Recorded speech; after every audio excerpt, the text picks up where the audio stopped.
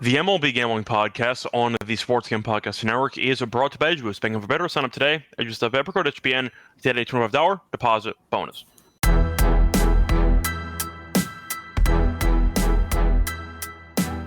And welcome, everybody, to the MLB Gambling Podcast here on the Sports Game Podcast Network. It is currently Friday afternoon, May 30th, around 5 p.m. Eastern Time. I'm Ross episode Scott Reichel, once again joined by Lonte Smith together and break down the games for the Saturday card. Lonte, so far we are about a game and a quarter through on the day baseball today. Nothing that exciting. You saw the Reds end up winning the first game, the early game in Wrigley, and now the White Sox are tied with the Orioles 0-0. But I'll ask you, how's it going with you? What's up? Not much, man. Got college baseball World Series going, so taking in a little bit of that, and we got bad weather here, so a lot of baseball this weekend. Are you a big college baseball guy?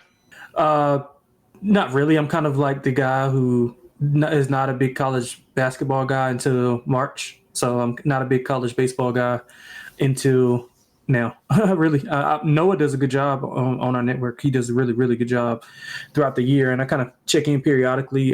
Carolina, UNC is always pretty good, so I follow them decent. I mean, decent. I follow it more than probably the average person, but I'm not like locked in like Noah is or some of the other guys, so I won't take credit for that. It's just like the guys who come into the NBA or MLB when it's postseason time. I'm kind of one of those guys. Going into this college baseball season, I told myself I was going to try to start getting more involved gambling on it because there are so many games going on. I thought it'd be interesting.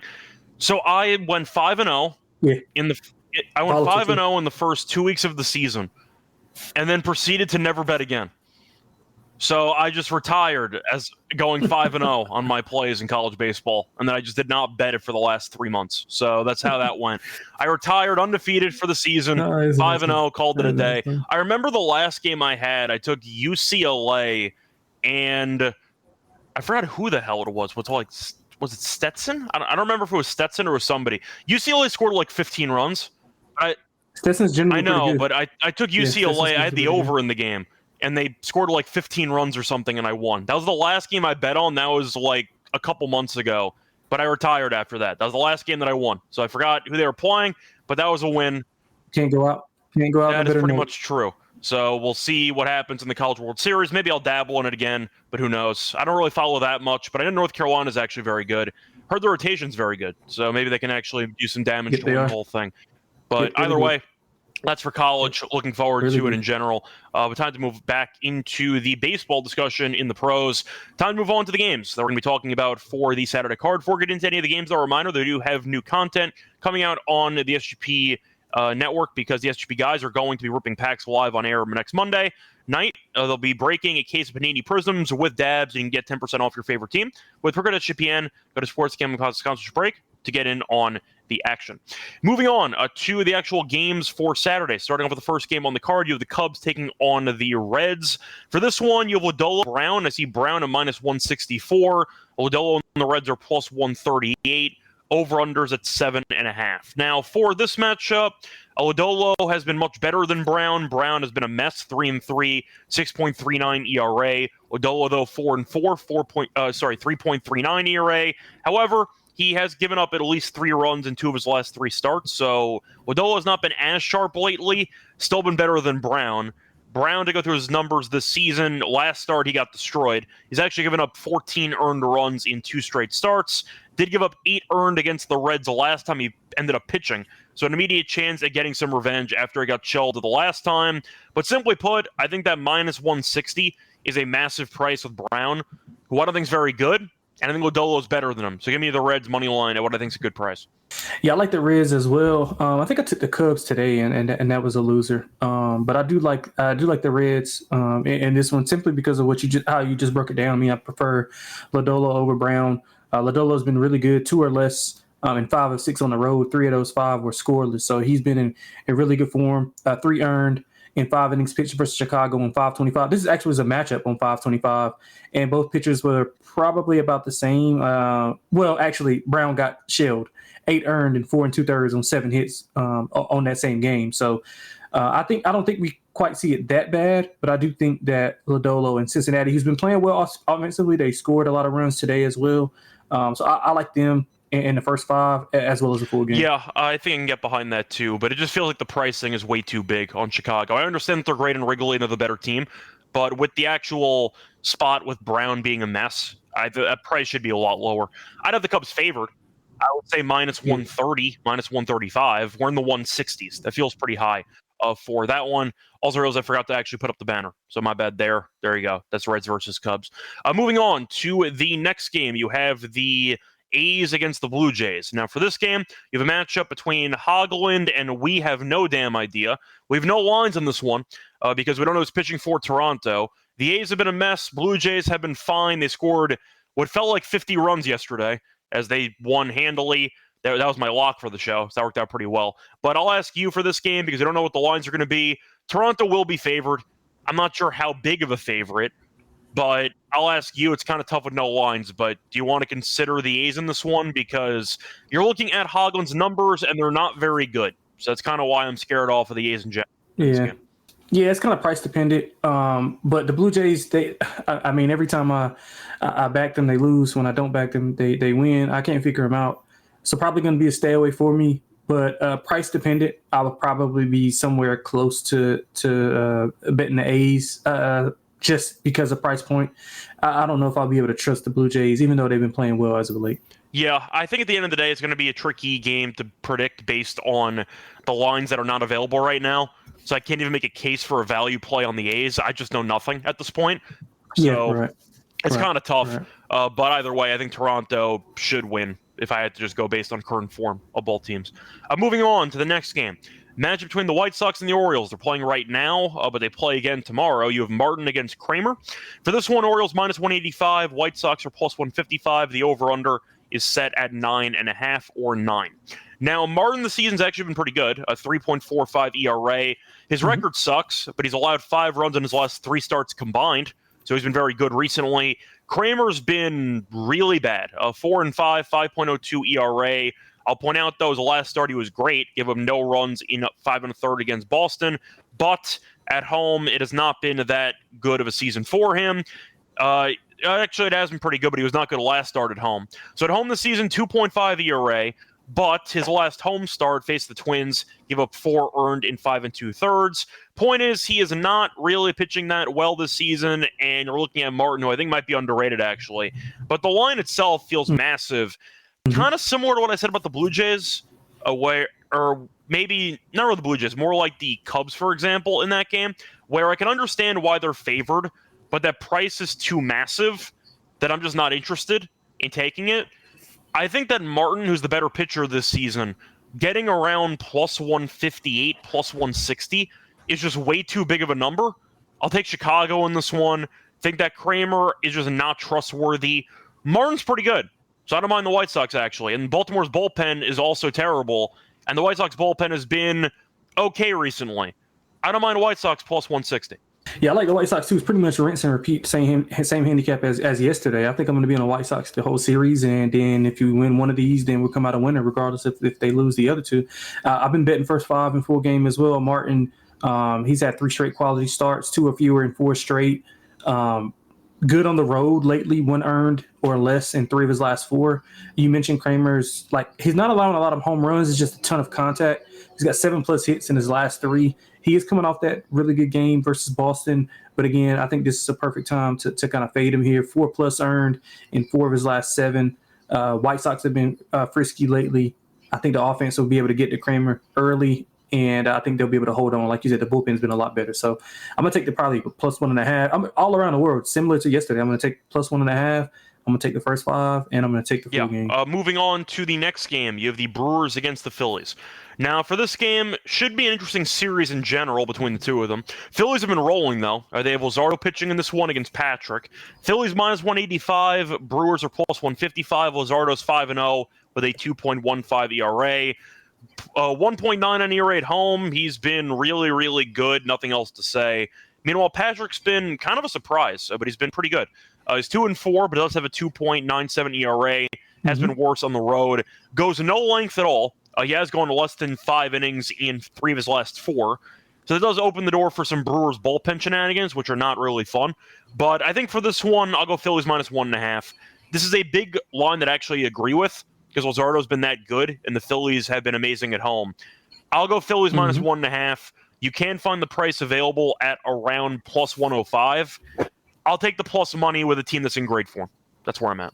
Yeah, I couldn't agree more. I would look at first 5 under because of his length issues. I mean, you talked about it. I'll expand on it a little bit more. I mean, under 5 innings pitched in 8 of his 11 starts, or 5 of his 11 starts. I'm sorry, I can't read my writing. But he's not allowed over 3 runs this year, so he's been solid. He's pretty good on the road.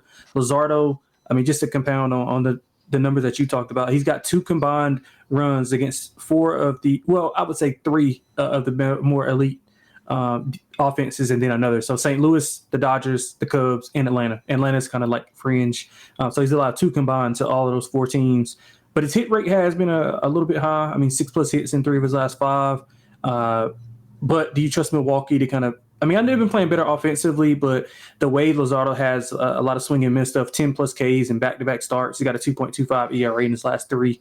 So he's going really well. Phillies are playing it well. Also, don't trust the Milwaukee bullpen. If you like Milwaukee, I would look for them early, but I like the first 5 under. I think both teams will be able to, both pitchers will be able to, stymie both offenses. So I like the first 5 under. If we're looking for something early, I'll play Milwaukee and then come back. I think that I actually want the bullpens involved because Milwaukee's bullpen just has not really thrilled me so far this season. I don't mind the first 5 angle, though. I think Luzardo is a lot better than Patrick, so I think that's fine. But the Phillies, by the way, first place. People might have not realized they passed the Mets a couple days ago. They've been in great form, so good for you. Bro, they have. Their schedule is charming soft. Like, I mean, they're taking care of business, don't get me wrong. Win is a win, but they have faced some. But where do the Brewers rank in on that? Because they're not really that good either. Well, I would say they're above a little bit. Probably a little bit. I agree with you. But the point is Milwaukee is also right now above 500 by 1 game. It's not like they're against a great team here either. So they can definitely get the job done. That's fair. Point is moving on to the next game on the card. You're looking at a matchup between the Cardinals and the Rangers.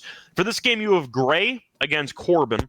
The Cardinals are minus 150. The Rangers are plus 125. The over-under in this game is set at about 8 flat. So look at the matchup here. Corbin's been actually decent this season. Gray has a 5-1 record. His ERA is not very good. His ERA is over 4. But we know the Rangers can hit. They are good at home, though. They're 18-12 at home. Cardinals are 13-16 on the road. But I like Gray more than Corbin, and I don't trust the Rangers to hit. So I guess I'm on the Cardinals' first 5, but you could argue with the bullpens being involved, you want the Cardinals involved too. So I like the Cardinals in some capacity here. Just trying to see what the best line I could find is. I found minus 138 on FanDuel. I'll go with that. Total's kind of tricky at 8. I would have to go under because I don't trust the Rangers to ever hit the ball. But I'll go with the Cardinals minus 138. Yeah, so I like Texas just purely off price. I like St. Louis, but I don't know if they should be of this price. I mean, I get Gray. He's been okay, but I mean, he's been pretty inconsistent. I mean, his last 5, 4-0, 7-0, 3 earned, which is, I mean, just kind of up and down. Most of his starts have been like at home, where St. Louis is really, really good. Now, granted, Texas, which is weird, they play well at home, but they don't score well. I think they're like 26-4 under at home. They scored 1 run or less in like 15 games this year. They got to find some offense. But Corbin's been pretty good. I mean, 3 or less in every start this year. He did get away with some home run issues in his last 3. He's got 5 home runs in his last 3, but he performs well at home. 2 or less in 3 of his last 4 at home.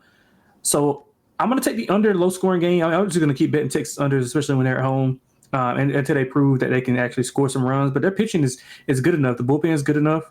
So I'll take Texas at the plus price at home, and I'll take moving on to the next game, you have the Angels against the Guardians. Now, for this one, you have Hendricks, who's pitching against Ciccone. And for this one, looking at the actual lines, I see Cleveland at about minus 180. I see the Angels at plus 150. Over-unders at 8 or 8.5. And for the run line, I see the Guardians at plus 118 for the minus 1.5. You have the plus 1.5 for the Angels at minus 142. I'm going Guardians run line. Ciccone's been fine so far. He was very good last outing. as he ended up giving up 1 run in 6 innings against Detroit. So a pretty good matchup there, and he performed well. As for Hendricks, pitches to a lot of contact like he always does. ERA is north of 5. ERA is north of 6 on the road. He's given up at least 3 earned in 4 straight, so I'm not a fan of him at all. Cleveland, though, is the better team. Angels have been hitting really poorly lately, which is why the Yankees swept them last week. I'm going Cleveland minus 1.5. Better team, better starting pitcher, better lineup, Papa John's. No, I'll just go with Guardians minus 1.5 here. I think the price is kind of cheap. So I think it's a good deal. You're getting, once again, plus money, fading the Angels with the Guardians at home. So give me the Guardians minus 1.5. Yep, I like Cleveland as well. I like the over. With that being said, you talked about the hit rate of Hendricks. He's allowed 19 earned runs in his last 4 road starts. He's allowed a home run in 7 of his last 8. He actually had a streak of 7 before his last start. So he's given up the home run. Sassoni's also he's dealing with some groin tightness. So I'm not sure how effective he'll be. But Cleveland's bullpen is good. So I think they'll be fine there. It's not a big sample size for him. He has allowed a home run in both of his starts. Decent swing and miss stuff, but the Angels have their issues with batting. They can be feast or famine. So I want to take both teams to at least get to 4 here. I think we can get over this number. So I'll go Cleveland. Before we get into any of the other games on the card for Saturday, reminder they're brought to you by our sponsor, EdgeBooks. They're the first ever bank double for bettors, ensuring that all your gambling transactions are approved. No usage fees, non-imbalance, get cash rewards as well. More on approval. For all bank deposits, sign up today. EdgeBooks.bet, promo code SGPN. Deposit $25. EdgeBooks deposit. EdgeBooks.bet, promo code SGPN. We're also brought to Morning Fantasy because they're going along to the NBA playoffs with their extender bonus. Hop in game 1, and the longer the series goes, the bigger the bonus gets. And a reminder to sign up for your new account, use the promo code MLB SGPN to get a special pick and a first-time deposit offer up to $1K in bonus cash on fantasy promo code MLB SGPN. Welcome back, everyone, to the MLB Gambling Podcast. Finished going through the first couple games on the card for Saturday. Time to move on into the next game. Looking at the matchup between the Red Sox and the Braves. Looking at this one, you have Buehler pitching against Schwellenbach. Both pitchers have been fine this season, but not amazing. Braves are minus 165 or so. You have the Red Sox at plus 140. For the over-under, I see it being set at 8.5 or 9. For the actual numbers for Schwellenbach this season, he has been a lot better at home, a 2.62 ERA, but he's been pitching better lately. He's given up less than 3 earned in 3 of his last 4. For Buehler, he has been fine. Has been really bad on the road, though, 5.28 ERA. Been good lately, though. He has allowed less than 3 earned in 4 of his last 5 starts. I'll ask you for this one, though, because at first glance, the total does feel a bit high, actually, at about 9 or so. I think I like the under in this game. It just feels a bit high to me. I see a lower scoring game, and you can find 9 at minus 120. I like the price there. Give me the under in this game. Yeah, so I kind of like over. I know Buehler's been a lot better. Schwellenbach's been pretty inconsistent, just kind of like at Atlanta. I think he's mirroring image of what the team is. His hit rate still has been up, 6+ hits in 7 of his last 9. Buehler's hit rates kind of, fluctuated here and there. He has allowed 2 earned or less in 5 of 6. But I think Atlanta, their offense kind of can wake up here against Boston. And Schwellenbach's, his hit rate's up. He's also allowed 4 home runs in his last 3. So Boston's offense, I think, is probably the more consistent, the more consistent unit on the team. So I would expect some runs here. So I'm going to go over if I had to pay anything. But I don't really. Yeah, I don't really like a lot either. I just feel like for this matchup itself, I don't really trust either offense consistently. They have talent. I just don't think that either of them can consistently show up game in, game out and perform well. And I think that with that being the case, if one of these teams reverts back to scoring like 2 or 3 runs, you're in pretty good shape. The bullpens, though, are a problem. So maybe the first 5 unders, because I hate these bullpens with a passion. So maybe you go first 5 under instead. I like 4.5 maybe for this one. I'll avoid the bullpens because that Red Sox bullpen's been a mess. So I'll go with that as my main thought for this one. Moving on to the next game, you have the Rockies against the Mets. Now for this game, the Mets are favored by a ton. Question is it worth it? Mets are minus 420. You have the Rockies at around plus 325. You have Sanzatella against Senga. Makes sense. Senga has a 1.46 ERA. Sanzatella has been the worst pitcher in baseball. He's 1-9 with a 6.5 ERA. For the over-under, I see it being set at about 8. And for the run line, Mets minus 1.5 is minus 188. Give me the Mets minus 2.5 instead. I think they kill this team. I think that Senzatella should not be in the majors. I think he's that bad. I think that Senzatella is the guy who just hands out 8 hits to everybody, and you look up and it's 4-0 in the 4th inning every time he pitches. Senga's been very good. The Rockies stink. They can't hit on the road. The Rockies, a reminder, are currently 3-25 on the road. 3-25. And you're looking at, once again, Senzatella, who's been batting practice all season. Give me the Mets minus 2.5. You're laying juice, but you know what? I can't disagree with it. I'll go with the Mets in this one. Yeah, I'll just parlay the team total over with the Colorado team total under. So Mets over, Colorado under. Senga's obviously dominant, 1 earned or less in 7 of his last 8. 4 of those 7 were shutouts. You talked about Senzatella. I mean, most losses in the MLB, 7.89 ERA in his last 6, 4+ earned runs in 6 straight. The Mets offense has been struggling, but again, I think this is kind of a get-right series for them. So I expect them to score 6+ runs tonight and follow it up tomorrow. And I don't know if Colorado will be able to score 2 runs, which I'm assuming their total will be 2.5. I'd imagine so. Total's at 8, and they're minus 420. So it's probably going to be 2.5. Yeah. So I'll parlay the team total over with the. Do you know how bad you have to be letting the other team lay 420? And we're in May? Like that's unheard of. Yeah. That's rough. But yeah, it is. It's only going to get worse. What do you think the highest line we'll see for a Rockies game this season? Do we think we ever cross the 500, or is that too much? Well, a little bit. I think we can get to 450 though. I can see that. We can get to 450, 460. Because Senga's in that elite status, but if he, I have to look at the schedule to see how it aligns. But I mean, Dodgers like at home, like if like Yamamoto, it could get bad, bro. 460, it could get bad. 450, 460, I think is where it caps out at. So I'm going to ask you though: is there ever a price for a baseball team?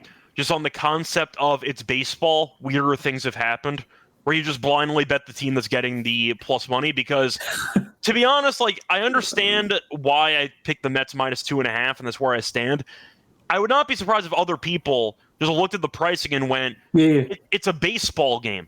Like I'm getting how much for the Rockies? Sharp guys would never, Like the Rockies are plus 330. Is there ever a situation where you would jump in on the dog no matter how bad they were because the price is just... Wait a second. I'm getting like 350 in a baseball game. Do you have a cutoff or anything you'd consider? Yeah, I mean, I kind of do, but again, like this isn't the scenario. Like Colorado is not the scenario. I mean, it would have to be like, for instance, something we talked about yesterday. We talked about I forgot who it was. Baltimore was laying a big number. Like that was too big because, and the White Sox are bad, but they're comparable at least. Colorado is just bad. Like I don't know if I would just pass before anything. Like I understand like price is key, but like I would rather just pass than to say, hey, I got value and lose. Yeah, it's really tough though, because like that basically means if they play this game 4 times, the Mets win all 4 times. It's kind of what you're assuming with this line being that big, and I can't really disagree with that, but that does feel kind of insane when you're getting that big of a number.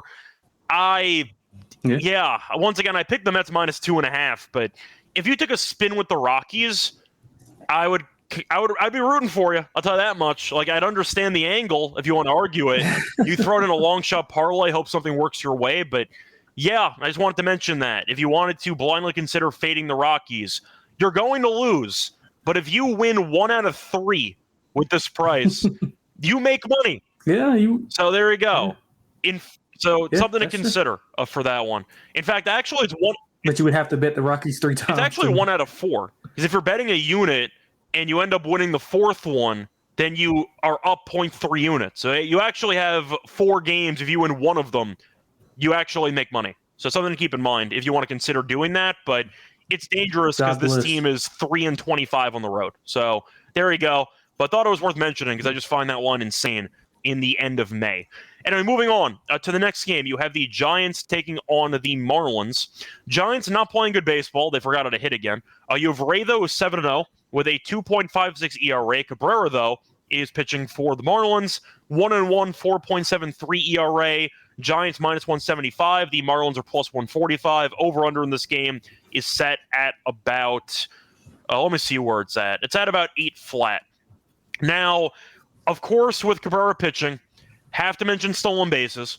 Giants, though, are third to last in the league in stolen bases.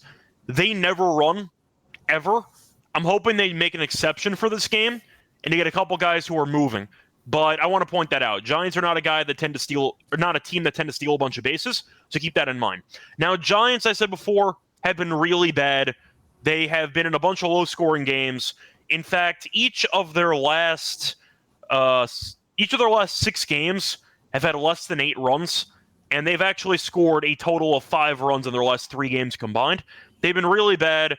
Cabrera's actually okay to start games, and then he has 1 inning where he forgets how to pitch, and he gives up like a 3-run homer in every single game. He just falls apart at some point. Ray has been very good, but I like the under in this game. I'll go first 5 under. I don't trust the Marlins to do much against Ray. I think Cabrera actually can keep this Giants team in check because they're slumping pretty heavily. First 5 total might be a juiced 4.5. I like it. Give me the under in this game. Yeah, I went full game under as well. I didn't like a ton here. I mean, Cabrera's coming off one of his best starts, or actually his best start of the year. He's got a 2.61 ERA in his last 4. He's been pretty steady at home. Ray's cut down on the walk issues from earlier in the season. He's only allowed more than 1 earned run once on the road. So he's been locked in 6 straight quality starts, 1 or less in 4 of his last 5. So he's been dialed in. So I can kind of see both teams. And if Cabrera doesn't have that kind of hiccup and he continues to pitch like he has been pitching at home as of late, I do think that these teams can, be under 4 runs. I think we see maybe 3-2, maybe 3-1 is the case. But if I had to pick a side, I probably would take a swing in the dark with Cabrera and Miami, because when it's good, and I don't really trust. Miami's offense has actually been better than San Francisco's offense as of late. So I'll take Miami if I had to take a side, but I like the under as well. Yeah, I agree, though. I think Miami's actually pretty live to win this game. I want nothing to do with the Giants right now. They can't hit. So it's tough for me to pick a team that I think is, once again, going to have value if you can hit and you're in a pitcher-friendly ballpark. Because as far as I'm concerned, I think 170 is just a massive line for a team that can't hit at the moment. So I'll go with the Marlins in this one with you. Moving on, though, to the next game, looking at a matchup between the Tigers and the Royals. For this game, you're looking at a matchup between Skubal and Waka. Tigers are minus 180. The Royals are plus 150. For the over-under, I see the line being set at about 7.5. And for the run line on Detroit, I see the Tigers, who are currently minus 105 on the run line, and the Royals are plus 115 the other way. Yeah, Skubal's an absolute demon.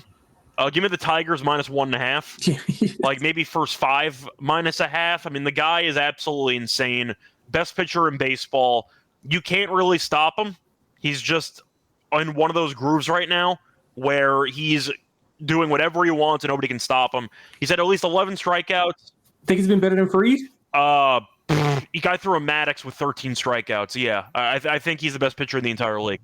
Yeah. I understand Fried has not really had any down starts this season, so his overall numbers might be better for consistency. But based on the upside and everything, I think Skubal is the best pitcher in the league, and I don't think it's close. He's off the Cy Young Triple Crown as well. He had a Maddox with 13 strikeouts with 2 hits allowed last start. He never walks anybody. He strikes out everybody. I don't know how you touch the damn guy.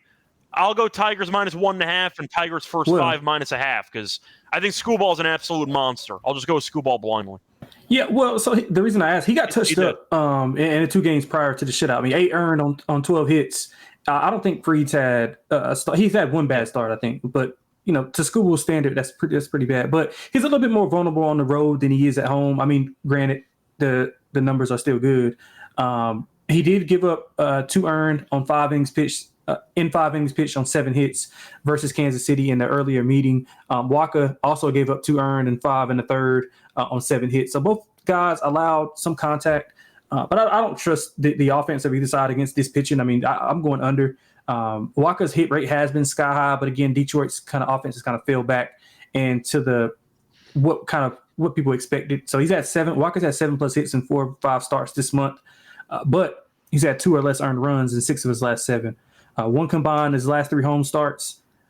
I might take a shot with Kansas City at home. Big number, home team. They haven't played as good as I thought they would at home, but I like Walker. I think we see a low-scoring game. 2 good pitchers. I'm going to take a shot with Walker and Kansas City. I do like the under, though. I think both pitchers will be able to pitch well. So 2-1 is kind of the final that I have. I like the under, too. I mean, I like the under in the entire series. I don't trust either offense to do much in this series, especially Kansas City. Yeah, me too. So based on that, I see a pretty lopsided, once again, number towards the total at least. I see it flying under. I think this number's too high. I'll go Detroit 3-1. That's what I got for this one.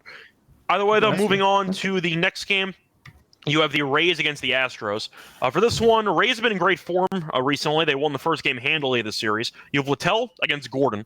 For this one, the Astros -120. The Rays are even money. For the over-under in this game, I see the line being set at about 8.5 for this one. Now, Littell pitches a contact. He's been fine this season, though. He has allowed less than 3 earned in at least 4 of his last 5. It goes back further, though. He's allowed less than 3 earned in 5 of his last 6. He actually did give up 3 earned 3 starts ago against Toronto. But the Rays have won 6 straight starts that he's made. So he's actually quietly been pretty good so far this season. Gordon, though, has been relatively unknown. He's made 3 outings. He's given up 3 earned in each of them. And his ERA is north of 5. So he's not pitched much. Tampa, though, has been performing very well. They demoted Simpson today, which I thought was nuts to me. Guy's 3rd in the league in stolen bases, batting .285. They demoted him to AAA, which I think is kind of nuts, but either way. Point is, I'm going to go with Tampa here at even money. I think Littell's fine. I don't think Gordon's that great. I don't mind the over potentially at 8.5, but I like how Tampa's playing right now. Give me Tampa money line, even money. Yeah, I like Tampa as well. It's a good price for him. Gordon, just a bit unknown. He's got a high hit rate, although it's only 3 earned runs in those 3 starts. Tampa's playing really well as of late. I like Littell. He's got a high hit rate as well, 6+ hits in 3 of his last 4. So, like you mentioned, he does pitch to contact. He pitched well versus Houston. I mean, 2 earned in 5 innings pitched on the 5-20 matchup, but he did allow 7 hits. So I kind of like Tampa to win this one. I like Houston today, and I like Tampa tomorrow in a bounce back effort. But I think Tampa's underpriced. I wouldn't be surprised if this team flips favorite by the time the game kicks off, but starts off. Yeah, it wouldn't really shock me either. But I just think based on current form, based on Littell compared to Gordon, I just have more faith in this Tampa team at the moment. Moving on to the next game, you have the Twins taking on the Mariners. Mariners are off that painful extra inning loss yesterday. We'll see how they look in this series. You have Ober against Miller. Miller's been a mess this season. 2-4, 5.22 ERA. He's coming off the IL, so he has not pitched in a couple of weeks. Has not pitched since the 11th, so we'll see how he looks. But he had allowed at least 4 runs in 3 of his last 4 starts before going on the IL, so not exactly ideal for him. Ober, though, has been fine. So far this season, 4-1, 3.41 ERA. Not good on the road, though, a 4.67 ERA. He has allowed less than 2 earned, though, in 4 of his last 5. Actually, it's been 6 of his last 7. He's allowed less than 2 earned. He's been really, really good. 8 of 10, yeah, too. He's been really good. I know his numbers aren't as good on the road, but Miller has not been good this season, and he's off the IL. It is not a great spot for the Mariners, and currently it's -110 apiece. I mean, the over-under's at 7.5. I'll pass on that. Give me Minnesota. I think they should be a bigger favorite here. I'll go with the Twins. Yeah, I like Minnesota as well. I was hoping to maybe get overcorrected in their dog. But you mentioned the road number. So 5 road starts. He's allowed over 1 run twice in that span. So pretty good on the road is Ober. Miller, I mean, coming back from elbow issue, I'm not sure how long he's going to go. Before he went on that, I mean, he had 4+ earned runs in 3 of his 4 starts. He's like 4+ walks in 2 of his last 4. So not in good form. Too much unknown. I think Minnesota's a more known commodity. Ober's pitching well. He has to get that hit rate down. So 7+ hits in 5 of his last 7. But Seattle's kind of, their offense is better on the road than at home. So give me Minnesota. Moving on to the next game, Yankees against the Dodgers. Now for this one, you have a matchup between You have Warren against Knack. For the Dodgers, -125. For the Yankees, +105. For the over-under in this one, I see 9.5. Now, Warren has actually turned it around. He was a mess earlier in the year. He's been good lately. He's allowed less than 3 earned in 4 straight. Goes no distance at all, but he does do a pretty good job of avoiding getting shelled. Strikes out a ton of guys. He struck out at least 7 guys in 5 straight. So the strikeouts have been pretty good to him. For Knack, though, he has been really bad, especially at home. So 5.22 ERA overall, 7.07 ERA at home. Was good last start, though, against the Mets, so maybe he figured something out. Has given up 5 home runs, though, in his last 3 starts combined. I'll ask you because I think Warren's better, but the Dodgers, I think, are always dangerous at home, of course. Plus money, though, do I think Knack should be -125? I don't. So I guess I'm going Yankees, but I don't feel great about it. Yep. Yeah, well, I feel good about it. I mean, Warren has kind of proved me wrong. I was tough on him early, but he's been really good. I mean, especially on the road, 2 earned or less in 5 of 6 on the road, 2 or less in 4 straight. He's been really good. Like you talked about, his swing and miss stuff is hitting. I don't like Knack at all. 4+ earned in 2 of his last 3.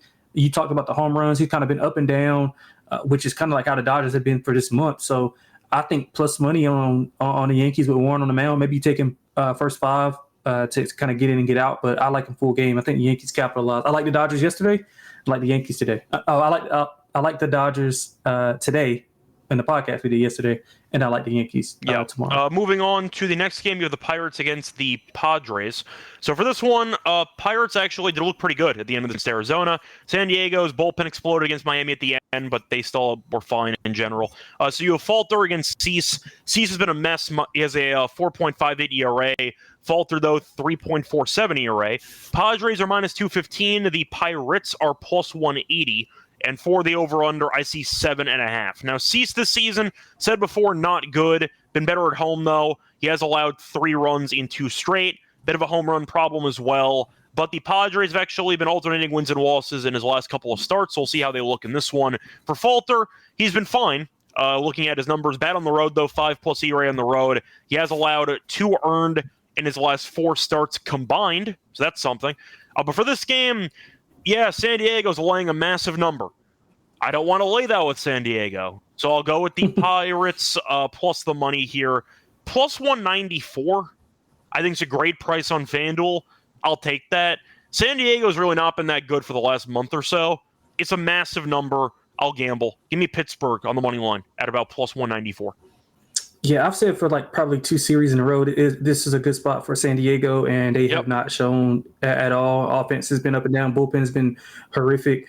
But Falter has been really good. You talked about his last 4 starts. If you add that 5th start, 3 combined in his last 5, but he is better at home than he is on the road. I think 13 in 4 road starts, 3 in 5 at home. And Cease has been really good at home, 2 earned or less in 4 straight. I'm going under. And I'm going to take Pittsburgh first 5. Yeah, I can get behind that too. The price just feels too big. You know, I'm not a Cease guy. It's well documented. And so far this season, he's been quite underwhelming. So, yeah, I don't mind Pittsburgh in the spot, either early or often for this game. Moving on to the last game on the card. Speaking of teams I'm not a fan of right now, you have the Diamondbacks because they've been really bad. You have Fod pitching against Soroka. Diamondbacks are -200. Nationals are +165. Soroka has been really bad this season. 5.61 ERA, been basically equally bad at home compared to on the road. He's been better lately, though. He has given up 3 earned in each of his last 2 starts. But the Nationals have been really, really bad when he pitches. They have lost 4 of his 5 starts, and all those losses were by at least 2 runs. Fod, though, has been the best pitcher in the Diamondbacks rotation. 7-3, 3.9 ERA. 1.78 ERA at home, though. He has not been good recently, though. He has allowed at least 3 earned in 3 straight starts, and the over-under in this game is at 9. I like the over in this game. Then the line's too short. You're looking at the Nationals offense performing well lately, mostly because of Abrams and Wood. Wood's been really good for the last couple weeks. Arizona, though, offensively, we know can be dangerous at any time. Soroka's really bad, and Fod has been struggling a bit lately as regression's kind of hitting him. I see runs here. I don't trust either bullpen, especially Arizona. That bullpen sucks. Give me the over in this one. I think 9's too short. I see double-digit runs in this game. Yeah, I like over as well. It's hard. I mean, Yeah, I like Fod. I just don't like the price that's associated with him. He's been lights out at home. You talked about that, 3 earned in his last 4 combined. He shut down the Dodgers and Atlanta. But again, Washington, you talked about feisty.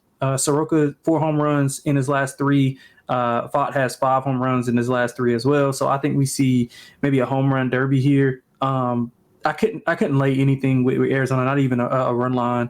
So I'll stay away from that. I'll go over. I think we get 4-4 and we get a push at best, or we get a win. That's kind of how I feel. Anyway, it's going to wrap it up for all the games on the Saturday card. Now it's time for the lock and dog picks. For that, the reminder, they're brought to you by Rhythm, because our job at SGPN is to help you find the best picks, and now we've got a new tool to take things to the next level. You've heard us talk about Rhythm before. They also just dropped their new game-changing feature called Power Trends. They are AI-detected patterns. Rhythm's models have consistently won, and they have a high ROI. And reminder, Power Trends are updated every day, exclusive to Rhythm. So no touts, no noise, just clean data-backed bets. Downloaded the Rhythm app. Check out Power Trends, start betting smarter. You know that we will be doing so, and try it out for free for a week by using the 7-day free trial. Go to sportsgamblingpodcast.com/RATHMM. We're also brought to you by Circle Ultimate Fantasy Ball Giveaway, because Circle's Resort Casino Las Vegas is giving away the Ultimate Fantasy Ball experience for a 12-person league in Vegas, the draft, and be treated like VIPs for their stay. We're going to get a 2-night stay at Circle Resort Casino for the entire 12-person league. You could also have your draft at Cabana, stadium swim with a $5K food and beverage credit, limited transportation to from the airport, welcome party at Legacy Club as well. And a reminder that there are much more perks included, and contest from May 5th to June 30th. So when you sign up for the actual contest, enter at sportsgamblingpodcast.com/circa, sportsgamblingpodcast.com/CIRCA. We're also brought to you by MyBookie.ag, because they're the book to every sport. They have the NBA playoffs, they have the NHL playoffs, they have the baseball cards, they have golf, they have UFC, you name it. They're available at a ton of locations as well. Use crypto for Lightning Fast payouts. Easy deposits when you sign up, though. For your new account, use the promo code SGPN. They had a $100 match up to 1K. Terms and conditions apply. MyBookie.ag, promo code SGPN. Welcome back, everyone, to the MLB Gambling Podcast. Finish going through every game on the Saturday card. Time to move on into the lock and dog picks. Lonte, I'll let you go first. What's going to be your lock and dog for the show today? Yeah, something we like both. I'm going to go with Minnesota with Ober on the mound. Really good on the road. Really good lately. Went earned in 8 of his last 10.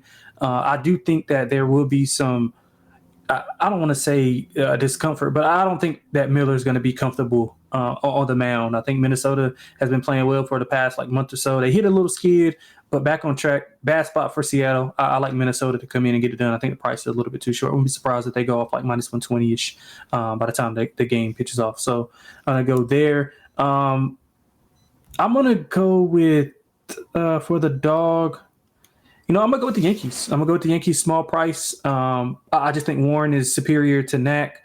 I think the Yankees will obviously look to avenge some pretty big scars that happened in October.